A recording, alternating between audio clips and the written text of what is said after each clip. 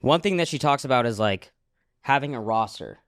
Yeah. Like when I'm talking with my boys, like flexing, like, yo, I got a roster in Miami, I got a roster in LA. Like you're thinking, like, all right, I got 3 to 5 to whatever chicks that I can hit up on a nightly basis and I can bang. Yeah.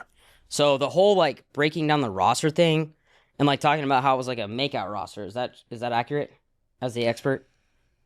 Listen, to me, What did she say though? Did she say a roster was all makeouts or just friends? I think that she said these were guys that she was like flirting with, talking to, maybe making out with. I'm not gonna lie to you, like myself personally, a roster is always like those are the girls you can fuck. Like at any time. If you want to, you can hang out with them and you can fuck them. Yes.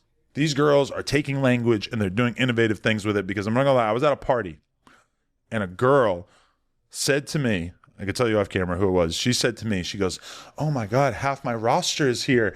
Steve Will Do It is here. This dude's here. This." And I'm like, "You fucked all them?" She goes, "Oh no," but I'm like texting them all.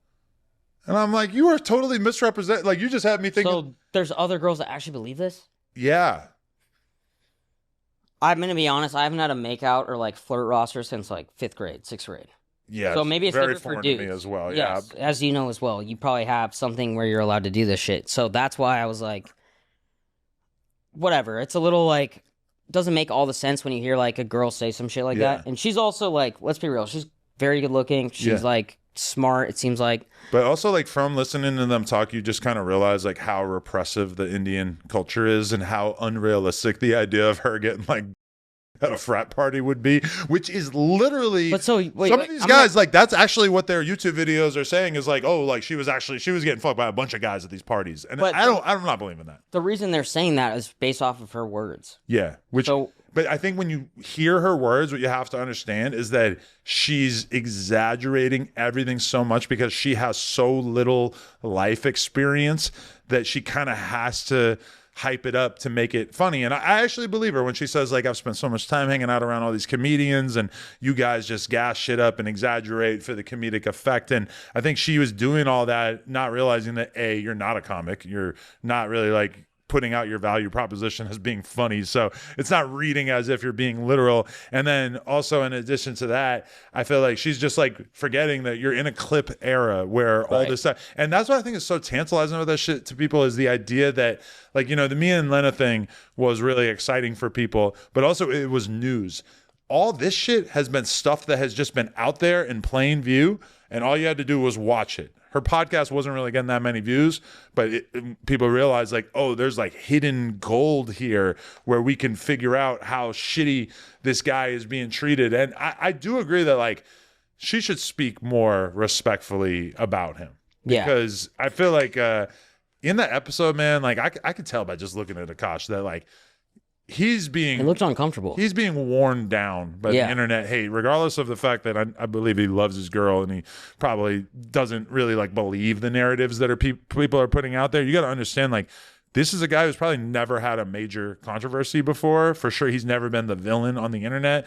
But, you know, I've seen clips of random comics like Corey Holcomb who are basically like just shitting on him, talking about him like he's the biggest idiot in the world, like she's the biggest piece of shit in the world, and these are his peers. Like, you know, it takes a while for you to get used to the idea that your peers are going to be making fun of you or shitting on you for content. Of course. So let's get into that. One thing I want to talk about is I don't like to date chicks, which you do, and which like Sky, which I wanted to get a woman's perspective just because it is, you know what I mean? It is fair to get her idea on it. But what I want to actually... She gets slut-shamed more than any of us would like. Exactly. So that's why I wanted to get her perspective. Her not being here, it's okay. What I wanted to say is I don't like to date girls that are on the internet just for that reason, right? Like, I like to keep my relationships private.